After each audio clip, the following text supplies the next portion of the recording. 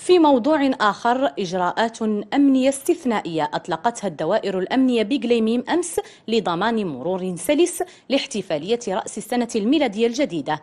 تدابير صارمة ساهمت في تأمين هذه المناسبة والحد من كل ما من شأنه أن يؤثر على أمن المواطن وسلامة ممتلكاته والممتلكات العمومية. حافظ محضار ومحمد المصطفى خيه.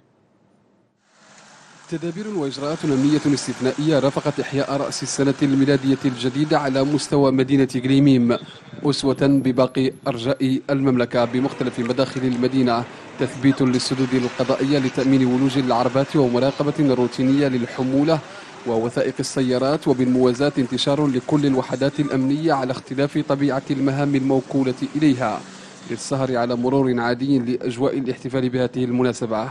تعزيزات أمنية ساهمت في تأمين الأحياء السكنية، إضافة إلى العمل على تخفيض سرعة السيارات بأي حوادث طرقية.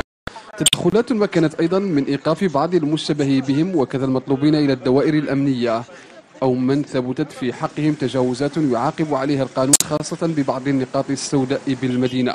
تدابير تنزل تعليمات المصالح الأمنية على الأرض لرفع درجة التأهب إلى مستوى أقصى من أجل اليقظة على مدار اليوم لضمان مرور سلس لهذه الاحتفالية وتفاديا لوقوع أي حوادث تؤثر على أمن وسلامة المواطنين وكذا ممتلكاتهم.